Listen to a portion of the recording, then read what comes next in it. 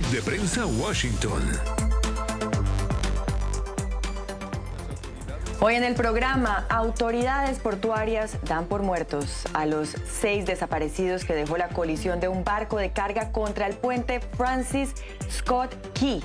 Las víctimas eran trabajadores de Honduras, Guatemala, El Salvador y México.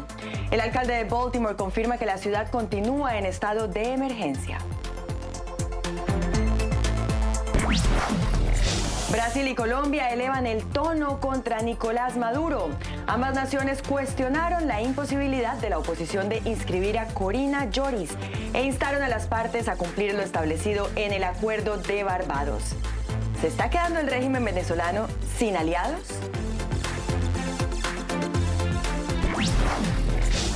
Y jugador de lotería estadounidense gana el premio mayor de Mega Millions de $1.100 millones. El premio entregado la pasada noche ocupa la 8ª posición en el ranking mundial y el 5º lugar en el ranking de la propia lotería.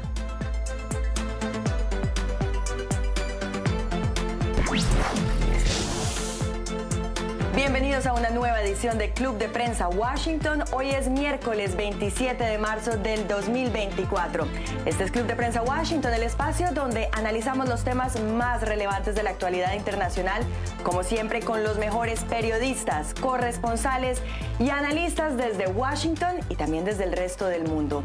Hoy me acompaña aquí en el estudio el analista político internacional Juan Carlos Hidalgo y también la abogada y politóloga Marcelina Romero.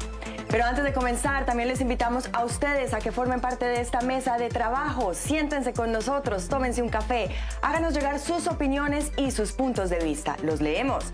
Escríbanos en nuestra cuenta en X, donde nos encontrarán como @ClubPrensaNTN24.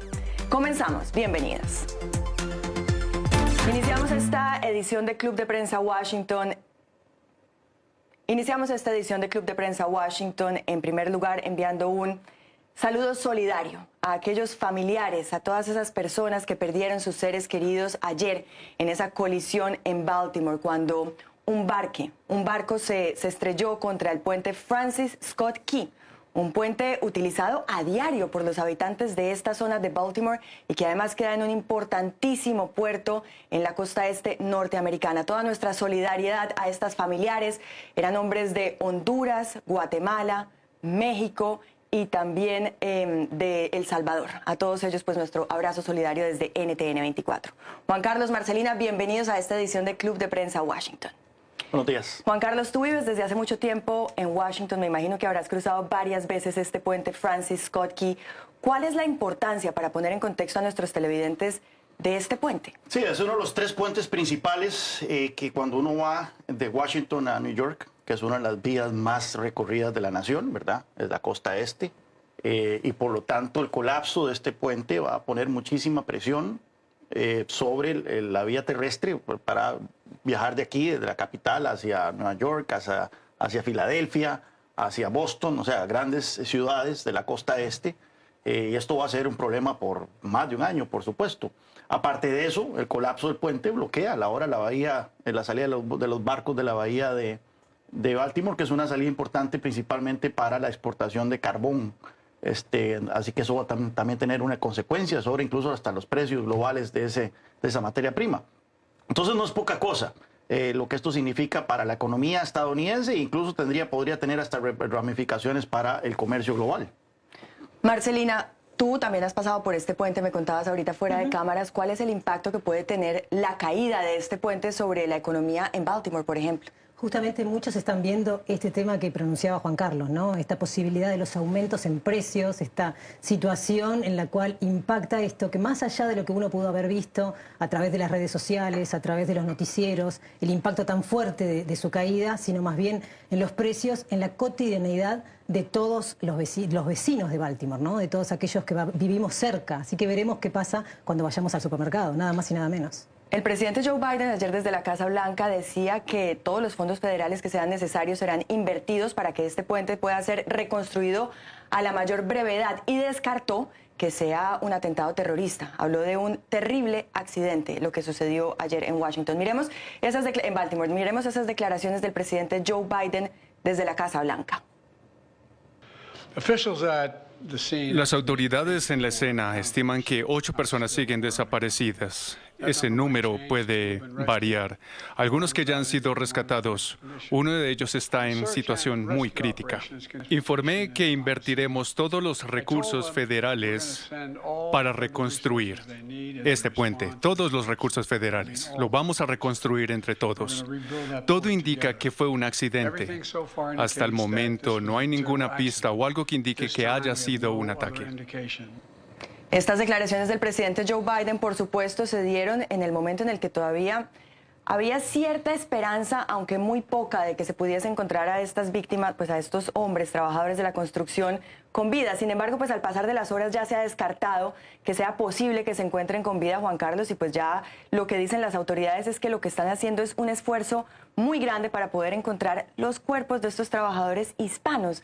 Tú que conoces Baltimore, sabes pues que en Baltimore hay muchos hispanos y que impacta de una gran forma a la comunidad. ¿Qué podemos decir sobre la comunidad hispana en Baltimore? Sí, qué interesante que una tragedia como esta inmediatamente a quien golpea es a nuestros países, ¿verdad? De una manera muy directa, que es que los muertos, casi que en su totalidad, por lo menos no ha trascendido la noticia que ninguno de los fallecidos haya sido estadounidense, todos son latinoamericanos. Centroamericanos mayormente, no se sabe exactamente el número, todavía hay alguna disputa si hay más personas desaparecidas, pero es muy lamentable esto y refleja el gran aporte que hacen los inmigrantes a la economía estadounidense, ¿verdad? Ellos están reparando el puente por suerte, entre comillas. Este accidente ocurrió en la madrugada. Si hubiera ocurrido durante el día, estaríamos hablando de miles de muertos probablemente.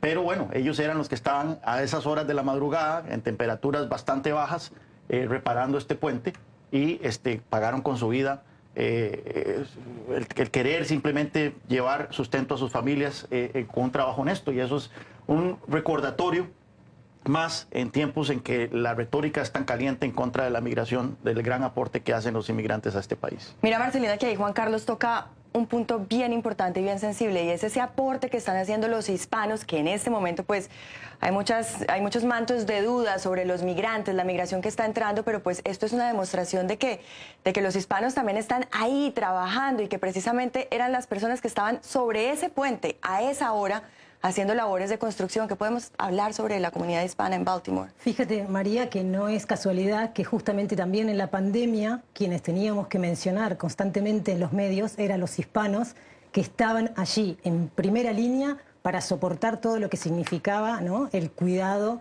de los norteamericanos, el cuidado de este país, ¿no? Y aquí también, cada vez que pronunciamos algo que tiene que ver con la construcción, la hotelería, los restaurantes, siempre están ahí, siempre estamos nosotros ahí, ¿no?, los latinoamericanos. O sea que cada vez que pronuncian alguna situación en la cual se pone en duda nuestro esfuerzo como comunidad, realmente habría que hacer un flashback con todos estos sucesos, ¿no?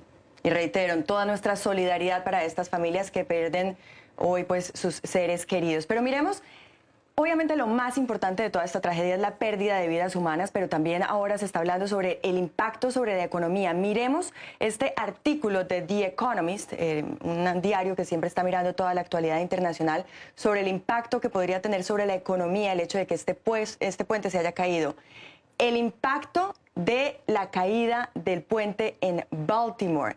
Y lo que dice el Economist en este artículo es que pues es una gran tragedia la que en este momento enluta a Baltimore y que también es el momento de mostrar la resiliencia de la comunidad y también pues del gobierno para poder reconstruir. ¿Cómo será esa labor de reconstrucción de este puente, Juan Carlos? Es un poco incómodo decir que esta tragedia le cae como anillo al dedo a Joe Biden, pero de hecho, el hecho que él haya salido a decir que va a utilizar 100% fondos federales para la reconstrucción del puente cae de una manera muy conveniente con uno de sus discursos de campaña, que es el tema de la infraestructura. Uno de sus principales logros legislativos fue la aprobación de un gran paquete de infraestructura de miles de millones de dólares que se supone va a readecuar, a modernizar la infraestructura de este país, que a pesar de que los latinoamericanos que venimos a Estados Unidos siempre nos maravillamos con la infraestructura en Estados Unidos, de hecho es una infraestructura que ya tiene en mayor parte 50, 60 años o más muchos de estos puentes, muchos de los túneles, muchos de las carreteras, ya tienen señales muy claras de desgaste. Entonces, bueno, obviamente este puente no cae por problemas sistémicos, no cae por problemas de ingeniería, cae por un accidente, pero el presidente Biden, ni lerdo ni perezoso, salió a decir que el gobierno federal iba a financiar en un 100% su reconstrucción, cuando lo que se estila en este tipo de casos es que sea una combinación de fondos federales con fondos estatales. Pero bueno, sabemos que estamos en un año de campaña y Joe Biden quiere enfatizar el hecho de que él lidera un gobierno federal con músculo, que ha hecho una apuesta muy fuerte por infraestructura, a diferencia de lo que hubo en la administración Trump, donde recordemos esas Infrastructure Week, ¿verdad? Había la semana de infraestructura, y se hizo 4 años de infraestructura y no se hizo nada en temas de infraestructura importante. Entonces él quiere contrastar a un gobierno federal bajo su liderazgo que sí hace las cosas, en contraste con lo que Donald Trump que fue simplemente retórica en materia de infraestructura. Entonces, Marcelina, lo que le estamos entendiendo a Juan Carlos es que que es pues un tema que es trágico, que está enlutando a toda una sociedad, podría caerle bien al presidente Joe Biden en un año electoral en el que podría demostrar resultados. ¿Tú estás de acuerdo con ese análisis de Juan Carlos? Sí, podría demostrar resultados, como bien mencionás. El tema es que ya ayer planteó que tendría que el Congreso estar de acuerdo también en la posibilidad de desviar ese dinero hacia esa situación que era inesperada, ¿no? Que fue inesperada. De alguna forma se muestra como la posible solución, pero con el apoyo de la otra parte. O sea, pone en jaque a los republicanos. Exactamente. ¿Qué pasa si los republicanos dicen que no? Claro. Por supuesto, es una jugada política bastante hábil. Los pone en el tapete, ¿no? Los Exacto. pone ahí como diciendo hay que levantar la mano para apoyar a esta situación que impacta a la economía, que hubo muertos, como bien decimos, y toda la situación que genera una expectativa. Todo el mundo, ayer hemos visto, a nivel global, hablaba de esta situación y mostraban el impacto, ¿no? Más allá de lo del terrorismo. Es decir, volvemos al mismo tema de la migración en el que ya nos planteamos si es lo que le convenga al país o con lo que le convenga a los respectivos partidos. Bueno, esa es la tónica. Estamos en una ciudad donde se respira y se come política y se duerme política. Entonces, obviamente, cada vez que ocurre una situación, por más trágica que sea, al día siguiente ya los expertos están haciendo números que tienen que ver con política y cómo esto impacta especialmente en un año electoral como el que tenemos actualmente. Miren, ayer que estábamos allí en Baltimore, pues los residentes nos decían que esto impactaba su día a día, porque ellos todos los días cruzaban ese puente, por ejemplo, para venir a la ciudad de Washington, para transportarse, como Juan Carlos dice, a lugares como Nueva York, y para estar dentro del Beltway, dentro del anillo del condado y de la ciudad de Baltimore. Y una de las preocupaciones era el impacto que podría tener sobre el precio de la gasolina. ¿Por qué? Porque ahora, pues, ir de un lugar a otro les va a costar más. Es decir, en estas cosas como la gasolina, como el día a día, Marcelina, ¿cómo crees que se verá impactada la comunidad en Baltimore? Y no es lo mismo cruzar un puente donde vas directo, que tengas que hacer todo un recorrido mucho más extenso. En tiempo, en dinero. Y en nafta, en gasolina, como tú dices, ¿no? Entonces es una situación en la que parece aparentemente como que está alejado de la cotidianeidad, pero cuando empiezas a hurguetear un poco más te das cuenta que realmente está en el día a día de todos nosotros. Sí. Cuando nosotros llegábamos ayer a este lugar, Juan Carlos, veíamos, por ejemplo, que hay un depósito bien grande de Amazon, que desde allí sale carga para los Walmart, que son estas tiendas enormes de Estados Unidos en donde compramos de todo. Y desde Baltimore también se despachan vehículos para todo Estados Unidos, vehículos de todo tipo, son toneladas. El año pasado fueron 850,000 toneladas las que salieron desde ese puerto, las que se movieron a través de ese puerto. ¿Cómo puede impactar eso no solamente el bolsillo de quienes están allí en Baltimore, sino, por ejemplo, aquí en Washington o en el resto de Estados Unidos? Bueno, recordemos lo que pasó. No es tan dramático, pero recordemos lo que pasó hace como 2 años, creo yo, cuando un barco se atravesó en el canal de Suez y bloqueó esa arteria por aproximadamente, creo que fue como una semana o poco más de una semana. Todas las consecuencias que eso tuvo en el comercio global, ni siquiera fue regional, global. En este caso estamos hablando de uno de los puertos más importantes de la costa este de Estados Unidos. La primera reacción, cuando yo vi esas primeras imágenes del puente encima del barco, fue pensar, bueno, ver el barco en sí, que fue el causante de esta tragedia, y ver la gran cantidad de contenedores que traía ese barco, ¿verdad? Y uno dice, bueno, se nota que este es un puerto muy eficiente, o sea, muy ocupado también. Y la primera reacción que yo dije, ojalá que no haya un paquete mío en ese contenedor. Pero bueno, no sé si todo el puerto está bloqueado en este momento, parece que sí, y entonces en cuyo caso eso va a tener consecuencias efectivamente sobre las cadenas de distribución de todo el país. Claro que está funcionando a media marcha el puerto, Juan Carlos, claro que hay un impacto sobre el puerto. Ayer veíamos además que el barco estaba estacionado ahí y si hay un paquete tuyo probablemente sigue ahí, porque el barco se veía perfecto, no, el barco mejor dicho no tuvo casi daños y se veía perfecto todavía con todos los contenedores allí encima. Miremos cómo titula a esta hora el diario New York Times de Nueva York con respecto a esta tragedia en Baltimore. El New York Times tiene la imagen que hemos visto varias veces, este barco cuando se estrelló contra el puente. Dice, el puente en Baltimore colapsa, se estrelló un barco. Y el New York Times también habla de cómo los investigadores buscan respuestas sobre cómo el barco perdió la energía y el poder y se desencadenó esta tragedia. Y quizás eso es lo que más uno piensa, Marcelina, cuando la gente estaba viendo por primera vez estas imágenes decía, no, esto no puede estar pasando. De hecho, lo decía el alcalde de Baltimore, que cuando él veía decía, esto es como una película de acción, esta es una escena surrealista, y ya uno se pregunta, bueno, si pasó ayer, entonces ¿será que es algo que puede seguir pasando? ¿Cuánto nos vamos a demorar entendiendo qué fue lo que pasó con este barco en Baltimore? Vamos a tener que esperar al tiempo, los análisis que se lleven adelante de aquí en más. Y esto pone en tela de juicio cómo están todos los otros edificios, cómo están los otros puentes, ¿no? Que se empiezan a analizar desde qué perspectiva pueden aguantar un colapso de esta manera, ¿no? Porque se ha hecho como una corrida a través de las redes sociales, la situación de la debilidad del puente. Se puso la infraestructura en algún punto, ¿no?, en tela de juicio. Esto creo que tendría que ser también una situación para pensar, ¿no? Es interesante. El otro día estaba viendo un documental sobre puentes en Estados Unidos y vea una historia y una que pudo haber sido una de las grandes tragedias de la humanidad, de hecho. Cuando se celebró el 50 aniversario de la apertura del puente del Golden Gate entre San Francisco y Oakland, se permitió que la gente pudiera caminar en el puente. Y más de 100,000 personas caminaron ese puente. Ustedes han visto que ese puente usualmente tiene una curvatura hacia arriba. Pues tanta gente, tanto fue el peso de la gente que hasta se aplanó el puente. Y dice que estuvo muy en serio riesgo de colapsar por la cantidad de gente que había, que eso no se previó. Y si hubiera colapsado, hubiera habido una matazón impresionante en ese tiempo. Entonces, uno no sabe que, uno ve los puentes, uno cree que están ahí, que siempre van a estar ahí, que son obras ingenieriles maravillosas, que muchas veces lo son, pero también son muy frágiles y en cualquier momento, por una circunstancia humana, como en este caso un accidente, o un desastre natural, como sabemos que puede ser un terremoto o algo por el estilo, estos puentes se pueden caer y el costo económico y principalmente en vidas humanas puede ser terrible. Miren, yo no sé a ustedes, pero cuando yo vi ayer estas imágenes del puente, me trajo a la memoria esas imágenes que vivimos en Miami, en el edificio Surfside. También. ¿Se acuerdan cuando se derrumbó ese edificio que uno decía, no puede ser que esto esté pasando? ¿En qué momento un edificio se cae como si fuera un poquito de Lego, como que se vuelve polvo?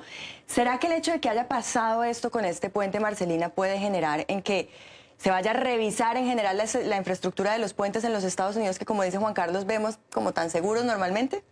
Yo creo que sí. Creo que sería también una buena medida, ¿no? Como anticiparse a la prevención de lo que puede ocurrir. Más allá de que hay que poner también bajo la mira lo que ha sucedido con este barco. ¿Qué pasó, no? Porque el peso del barco fue también lo que provocó que se cayera como si fuese un hecho de papel, ¿no?, de cartas, como bien marcabas vos, a lo que tiene que ver con el cine más bien, ¿no? Parecía como hecho una maqueta. Cuando uno lo miraba decía, no es cierto, ¿no? Otra vez más nos deja sorprendidos. Sí, sí, pero recordemos, esto fue un accidente, o sea, esto no fue un daño estructural, pero sí hay muchísimos puentes en este país que están comprometidos por los pasos de los años. Y es parte de eso. Es la razón por la cual se ha hablado tanto de infraestructura, tanto en el gobierno anterior republicano como en este gobierno demócrata. Y es por eso que a pesar del hiperpartidismo que vivimos y la polarización política que vivimos en Washington, este fue un paquete legislativo que se aprobó con votos republicanos y demócratas, que logró pasar por el Congreso en tiempos en que parece que nada puede lograr pasar por el Congreso, solo sanciones a China. Entonces, esto destaca la importancia que tiene la infraestructura. La infraestructura es calidad de vida. O sea, muchas veces nosotros demeritamos la importancia que tiene un puente, una carretera, una autopista, pero efectivamente, como vos lo mencionás, ir ahora a Nueva York por tierra va a ser una pesadilla, especialmente en horas pico, ¿verdad? Incluso yo recuerdo cuando estaba más joven que era los viernes y uno se iba a New York, saliendo aquí a las 5 de la tarde, a las 4 de la tarde, se iba en bus y era una pesadilla, porque uno golpeaba todo el tráfico que va por Baltimore, que va por Filadelfia y llegando hasta New York. Uno llegaba a New York como casi que a medianoche. Pues bueno, ahora ni me quiero imaginar cómo va a ser ese tránsito, que uno lo hacía por placer, pero mucha gente, no olvidemos, lo hace para ir a regresar a ver a sus familias, para ir a trabajar, etcétera. Y una verdadera pesadilla la que están viviendo hoy las familias de estos 6 trabajadores de la construcción de Guatemala, México, Honduras y El Salvador. Repetimos a todos ellos toda nuestra solidaridad desde NTN 24. Ya regresamos en Club de Prensa. En el siguiente bloque, Juan Carlos, Marcelina, vamos a estar hablando sobre Venezuela. Mucho movimiento en Venezuela con las relaciones de Nicolás Maduro y vecinos que normalmente eran sus aliados, Brasil y Colombia. Sobre esto hablaremos al regresar de los comerciales en Club de Prensa Washington. Por NTN 24, el canal de las Américas. Regresamos a esta edición de Club de Prensa Washington, hoy miércoles 27 de marzo del 2024. Hoy me acompañan Juan Carlos Hidalgo y Marcelina Romero. Y vamos a hablar sobre Venezuela, Juan Carlos y Marcelina, porque la oposición venezolana inscribió provisionalmente al diplomático Edmundo González Urrutia como candidato. Recordemos que se impidió la postulación de Corina Lloris. Y ayer vimos algo que no es una imagen muy usual, no es una reacción muy usual, y es que 2 aliados de Nicolás Maduro de Venezuela, pues mostraron su discrepancia con la forma como se está llevando el proceso electoral en Venezuela. Me refiero a Colombia y me refiero a Brasil, Gustavo Petro y Luis Ignacio Lula da Silva. Y después, entonces, Nicolás Maduro calificó de injerencia la reacción de Colombia y de Brasil. Miremos. Es una censura brutal. No solo me persiguen para tratar de atentar contra mi vida, como se demostró ayer con la captura de 2 individuos del movimiento terrorista llamado 20 Venezuela. Será 20 terroristas. Y callan, Diosdado, callan los gobiernos de derecha, callan la izquierda cobarde. No son capaces de condenar los golpes, los intentos que intentan contra la revolución, contra la paz. La izquierda cobarde, la izquierda cobarde. Miremos la reacción del presidente de Colombia de izquierda, Gustavo Petro. No hay izquierda cobarde. Hay la probabilidad de, a través de profundizar la democracia, cambiar el mundo. La magia de Chávez fue proponer democracia y un cambio del mundo. La revolución de hoy es transformar el mundo profundizando la democracia. Tenemos que recordar que desde que el presidente de Colombia, Gustavo Petro, entró al poder, ha visitado varias veces Venezuela, restableció las relaciones diplomáticas e incluso Estados Unidos lo ha buscado para hacer un puente entre Venezuela y la oposición. ¿Qué está pasando entonces con la relación hoy de Gustavo Petro y Nicolás Maduro, Juan Carlos? No hay manera de mantener una fachada de demócrata y apoyar lo que está ocurriendo en Venezuela. O sea, llega un punto en donde no es posible, no es compatible decir que uno es un demócrata y apoyar una dictadura tan descarada, tan abierta como la que lidera Maduro en Venezuela. Ahora bien, hemos visto declaraciones, principalmente de Lula, en las últimas semanas, muy lamentables, terribles, con respecto a Venezuela, en donde incluso en algún momento dijo hacia María Corina Machado que si va a seguir llorando, se preguntó Lula con respecto a la líder de la oposición.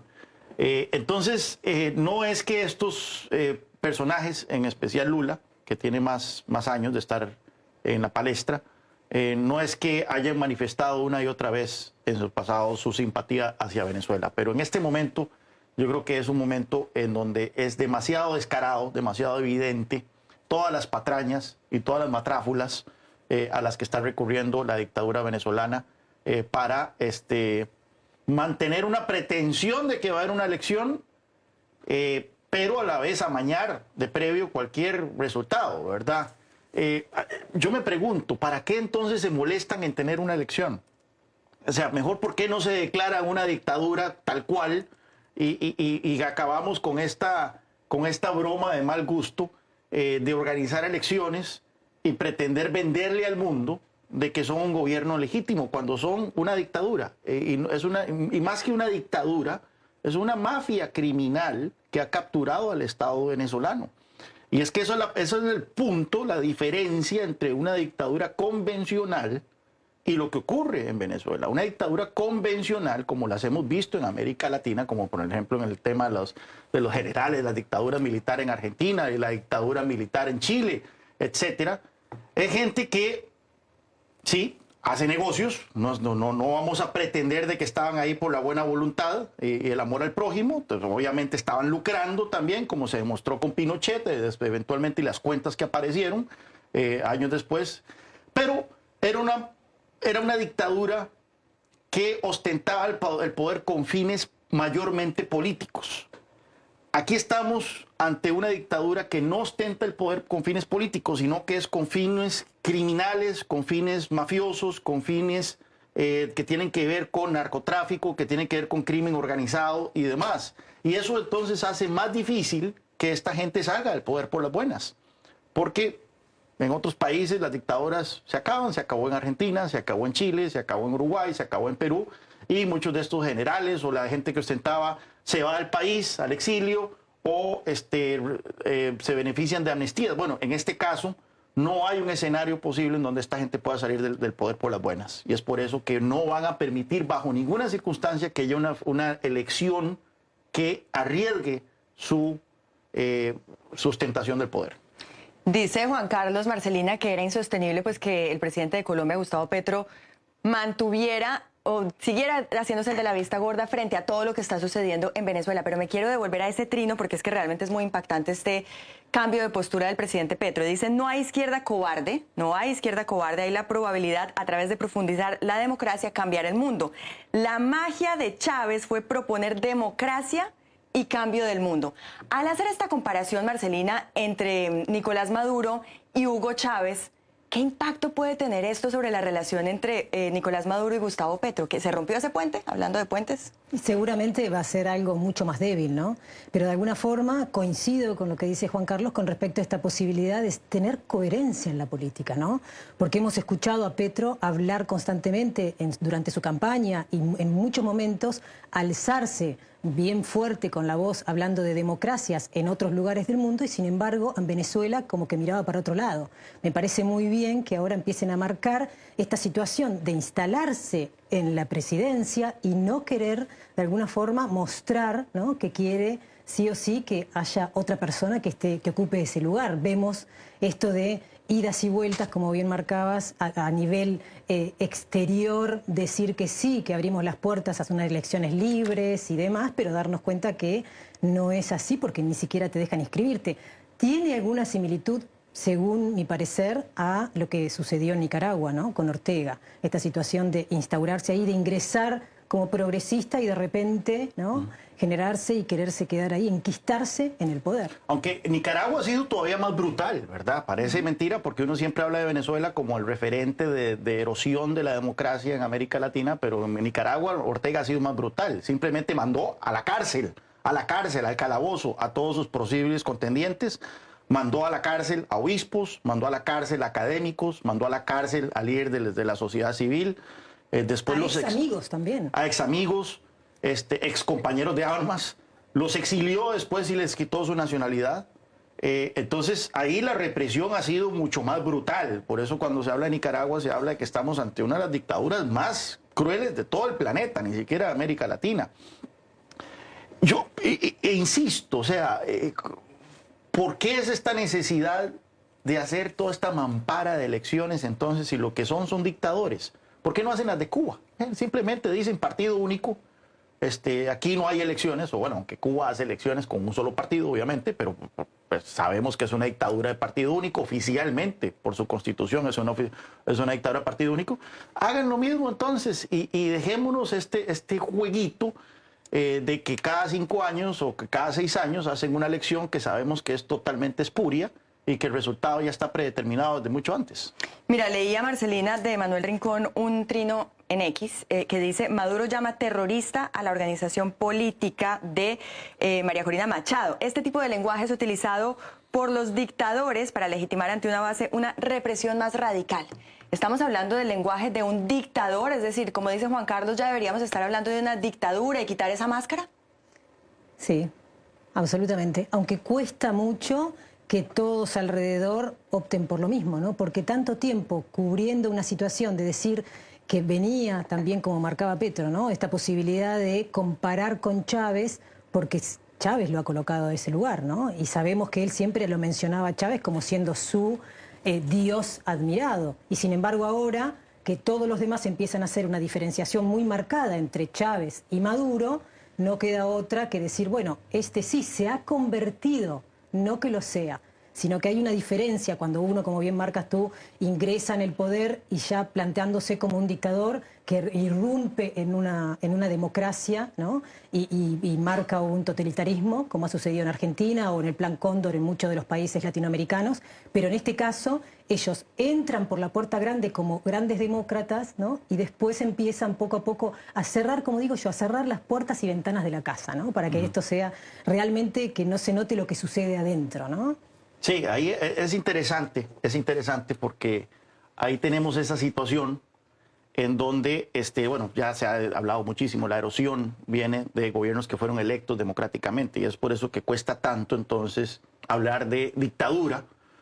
O sea, se le sigue dando el beneficio de la duda una y otra vez de que siguen siendo gobiernos de alguna manera legítimos, aunque el tema de la legitimidad obviamente depende de muchos factores. O sea, un Lukashenko es el presidente legítimo de Bielorrusia, pues sí, es el que ostenta el poder al final de cuentas. Y eso lo vimos con toda la discusión de si Guaidó era el presidente legítimo de Venezuela o era Maduro. No presidente, el líder legítimo, quién ostenta. Y al final de cuentas los países que habían reconocido a Juan Guaidó como presidente tuvieron que tener esa discusión interna. Bueno, seguimos reconociendo a una persona como el presidente de Venezuela a pesar de que no ostenta el poder, o sea que el aparato estatal no responde a sus designios, o reconocemos al que no nos gusta, que es un dictador, pero es el que ostenta el poder, ¿verdad? Eso es una discusión compleja. Pero efectivamente llega un momento en donde la palabra dictadura es el término apropiado para describir lo que ocurre en estos países. Y sí, lo que tenemos en Nicaragua, lo que tenemos en Venezuela, es una dictadura, así como lo que ocurre en Bielorrusia y en la misma Rusia, ¿verdad? Pero miren, yo vuelvo al tema de las fechas porque es que tenemos un acuerdo de Barbados, ¿no? Un acuerdo de Barbados que está, si no finalizado, pues en cuidados intensivos. Y hay una fecha límite de Estados Unidos que es el 18 de abril para reimponer sanciones. Cuando la cosa se puso muy grave, viajó Juan González, que ya no está en la Casa Blanca, pero era, pues, digamos que quien orquestaba todo este plan con Venezuela para poder supuestamente llevar a Venezuela a unas elecciones libres, y Estados Unidos a cambio de eso estaba aliviando sanciones, entregó a Alex Saab, etc. En ese momento Juan González viajó a Colombia a reunirse con Gustavo Petro de Colombia y a pedirle que mediara entre Maduro y la oposición. Esa era como esa línea, ese pequeño cordel que quedaba entre Estados Unidos, esa pequeña luz de esperanza. Colombia era esa luz de esperanza para que el acuerdo de Barbados llegara a sobrevivir. Juan Carlos, ¿ya podemos meterlo en un cajoncito y decir se acabó el acuerdo de Barbados? No sé si ustedes tienen la expresión en Colombia o en Argentina, una cajita blanca. Nosotros decimos una cajita blanca, no tienen esa expresión. Es para la gente que es muy ingenua. O sea, cuando uno tiene una proposición que es muy ingenua, en Costa Rica decimos cajita blanca, ¿verdad? Cajita blanca es como que, y en este caso una cajita blanca con la bandera de Venezuela encima. Creer nuevamente que había un mecanismo institucional, democrático, para hacer una transición pacífica del poder en Venezuela, no es posible con esta gente. O sea, no es posible por la naturaleza del régimen. Es que no han terminado de entender la naturaleza del régimen. A diferencia, nuevamente, insisto, de las dictaduras que habíamos visto en el pasado en América Latina, en donde sí podía haber una discusión política sobre una transición. En este caso no hay una transición posible porque estamos ante una mafia, ante un cartel de drogas. O sea, eso es una clique criminal que se ha hecho del poder en Venezuela. Entonces, ahí habrá que ver si fue ingenuidad en el caso de Juan González, si fue ingenuidad, si fue algún cálculo político más amplio, ¿verdad? Recordemos que estos acercamientos y estas negociaciones se dan a la luz de la guerra en Ucrania, en donde Estados Unidos empieza a buscar alternativas al petróleo ruso, y tal vez muy ingenuamente pensó, mira, se cierra el mercado ruso, pero podemos entonces habilitar a Irán y a Venezuela como productores alternativos para que el precio del crudo no se dispare. No sabemos exactamente cuál fue el motivo de Washington. Lo cierto es que fue un error rotundo, mayúsculo. El otro día estaba leyendo un trino de Iván Duque, donde Iván Duque dice, bueno, por más que fueron vilipendiadas en su momento la política de máxima presión de la administración Trump, a la luz de los acontecimientos, había razón en una política de máxima presión. Con esta gente no se puede negociar. Bueno, en un tema más positivo, ¿ustedes alguna vez se han ganado la lotería? ¿Alguno de los dos? Lamentablemente no, porque no la juego. No. Marcelina, bueno, un jugador en los Estados Unidos del Mega Millions se ganó $1.100 millones. Sobre esto y otros temas hablaremos después de este corte comerciales en Club de Prensa Washington. Club de Prensa Washington por NTN 24, el canal de las Américas. Regresamos a esta edición de Club de Prensa Washington y vamos a hablar sobre el escándalo en el mundo de los medios de comunicación que envuelve en esta oportunidad también a la política. Juan Carlos y Marcelina, estamos hablando de Ronna McDaniel. Ella hasta hace poco era la presidenta del Comité Nacional Republicano. No le fue muy bien con el expresidente Donald Trump después de algunas reuniones que tuvo en enero y finalmente ella sale de esta posición. Dicen pues que el expresidente Donald Trump está detrás de su salida del Comité Nacional Republicano, de la presidencia de este comité. E iba a desembarcar en NBC, muy importante medio de comunicación. Pero finalmente los propios talentos de NBC y el público de NBC se quejaron por este fichaje y NBC tuvo que reversar y decir, bueno, ya no vamos con Ronna McDaniel. ¿Por qué, Juan Carlos? Aquí hay toda una discusión muy profunda y muy interesante. Ella fue la presidenta del Partido Republicano por 5 años. 5 años en donde vivimos la elección del 2020, por supuesto, y todo lo que rodeó la elección del 2020, que fue la negación, el negacionismo de gran parte del Partido Republicano de que Joe Biden ganó legítimamente la elección. Y no solo el negacionismo, sino también incluso apoyar los esfuerzos por revertir el resultado. Recordemos que hubo esfuerzos clarísimos para que ciertos estados no reconocieran el resultado y mandaran un set de electores al colegio electoral que fuera distinto y que apoyara a Donald Trump. Y también la discusión que hubo alrededor de la insurrección del 6 de enero del 2021, ¿verdad? Que hubo elementos del Partido Republicano que trataron de matizar los hechos de ese día. Ella fue una de esas personas. En todo momento ella estuvo con una línea discursiva muy apegada a la línea de Donald Trump. Entonces ahora ella sale de la presidencia del Partido Republicano, se le ofrece este contrato que a parecer es por $300,000 al año, no es poca plata por ser comentarista en NBC. Pero los periodistas de NBC, los principales periodistas y figuras de ese canal, lideran una revuelta contra su propio canal por esa decisión. Entonces ahora NBC dice no se le va a contratar, le quitamos el contrato. Y hay gente dentro de la centro derecha en Estados Unidos que dice, bueno, ven, esto demuestra que NBC es una caja de resonancia de la izquierda. Porque efectivamente NBC, principalmente su canal de noticias, MSNBC, es un canal que tiene un tinte de centro izquierda, liberal progresista, liberal en el sentido estadounidense de la palabra, muy marcado. Sin embargo, también hay una discusión que alguien de centro derecha como yo tiene que admitir. O sea, hay una línea roja cuando usted niega los resultados de una democracia, cuando usted no juega por las reglas constitucionales, como es el caso de esta mujer. Y yo creo que entonces NBC hizo lo correcto. O sea, simplemente usted no contrata y no le da jugosos contratos como comentaristas políticos a gente que haya tratado de subvertir la democracia de Estados Unidos, como es el caso de esta mujer. Marcelina, NBC hizo lo correcto al reversar la contratación de Ronna McDaniel, una mujer que ha dicho que Donald Trump ganó las elecciones y que le robaron las elecciones en el 2020. Sí, totalmente. Pero de todas maneras hubo allí una situación en la cual se planteó que era el primer paso para las elecciones 2024. Si no eran positivas hacia el Partido Republicano, ya tenían una voz cantante que iba a ser la que rechazara la posibilidad de que gane el Partido Demócrata, ¿no? ¿Crees que esto también habría pasado si no fuera el medio NBC, sino otro medio en los Estados Unidos? ¿O esto tiene que ver con que NBC, como dice Juan Carlos, pues es supuestamente una caja de resonancia de la izquierda? No, creo que hubiese sucedido en todos lados, porque obviamente ella es un personaje al cual la gente tiene en la mira por esto mismo, ¿no? Por ser la presidenta del Comité Republicano y por haber sido una de las voz cantantes de haber rechazado de alguna manera el triunfo de Joe Biden. Fue contra las instituciones norteamericanas, ¿no? Que sabemos lo que significa eso aquí.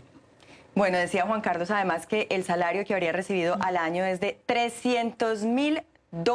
Así es. $300.000, Juan Carlos. Y quiero, entonces, para el final del programa, nada mal, nada mal. Quiero para el final del programa hablar sobre alguien que está recibiendo $1.100 millones. Es el jugador de lotería estadounidense que ganó el premio de Mega Millions, $1.100 millones. Este premio se entregó la pasada noche, ocupa la 8ª posición en el ranking mundial y el 5º lugar en el ranking de la propia lotería. Veamos cómo lo titula la prensa aquí en los Estados Unidos. Pero antes, Juan Carlos, dicen que una persona que se gana la lotería, mire, dice, bote de Mega Millions, encuentra acertante, boleto en Nueva Jersey, gana $1.130 millones. Dicen que una persona que se gana la lotería a veces no sabe cómo manejar este dinero. ¿Qué se puede hacer cuando se gana $1.130 millones de un totazo? Si tiene problemas manejando el dinero, yo tengo muchas soluciones para ese problema, ¿verdad? Que contraten a Juan Carlos si nos está viendo la persona en New Jersey. Pero no, dicen que la felicidad, el dinero no compra la felicidad, pero cómo ayuda, ¿verdad? Y efectivamente hay que ver cuánto le llega a esto. Yo creo que el fisco se deja casi que la mitad o más de la mitad, ¿verdad? Pero sigue siendo un montón de plata, siguen siendo $600 millones lo que le llega, lo suficiente para poder comprarse un castillo en Francia y poder vivir los goces de Europa por el resto de los días, ¿verdad? Claro que yo he escuchado que la gente no sabe qué hacer con el dinero y que muchas veces pierde rápidamente ese dinero que se ganó en la lotería. Marcelina, ¿qué piensas tú de esta lotería de $1.100 millones? Me parece que podría mirar tranquilamente en ser un filántropo, ¿no? Y de ayudar a fundaciones. Debería que aquí ser. hay un montón. En Latinoamérica sería bienvenido, ¿no? En Latinoamérica, cuando tú te puedes llegar a la posibilidad de ganar ese dinero, lo primero que dicen es que no ventilen tu nombre por el peligro por que el tema de sería la seguridad, ¿no? Aquí no sé cómo será esta posibilidad de que lo mencionen, ¿no? Bueno, yo hablo de un castillo en Francia. Probablemente si me ganara esta plata terminaría con un gran refugio de animales de la calle, ¿verdad? ¿En serio? ¿Qué harías, Juan Carlos? ¿Qué harías tú con la lotería? Bueno, si hacer filantropía sería para animales de la calle. Okay. Sería para perros y gatos de la calle. Marcelina, ¿tú qué harías con la lotería? Para niños y madres solteras. ¿Y ya? ¿Y no se quedan ustedes con nada? Sí, obvio, por supuesto, pero no, estamos ayudando un porcentaje. ¿Y el resto qué harían con eso? Sí, abrimos nuestro propio canal, ¿qué te parece? Sí, bueno. ¡Papa! Bueno, creo que es la pregunta que se hacen muchas personas que a diario juegan la lotería. Yo personalmente no la juego, pero por supuesto es una pregunta que seguramente se harán todos aquellos que juegan el Mega Millions y que en esta oportunidad cayó en $1.100 millones. Hoy una persona en Estados Unidos es ganadora de este premio. Llegamos así al final de este tercer bloque de Club de Prensa Washington. Al regresar de los comerciales seguiremos con el programa. Con Club de Prensa Washington por NTN 24, el canal de las Américas. Hoy me acompañaron aquí en el estudio Marcelina Romero, ella es abogada y politóloga, y Juan Carlos Hidalgo, analista político internacional. A ustedes, como siempre, muchísimas gracias por acompañarnos en este miércoles 27 de marzo, un día en el que además en muchísimos lugares se celebra la Semana Santa dentro de la comunidad católica, pues tan popular dentro de los hispanos. A todos ustedes, gracias por acompañarnos, síganse informando a través de @NTN24, también nos pueden escribir en @ClubPrensaNTN24 en la red social X, y también pueden seguir a través de nuestra página web www.ntn24. Gracias nuevamente por acompañarnos, que tengan un feliz resto de miércoles.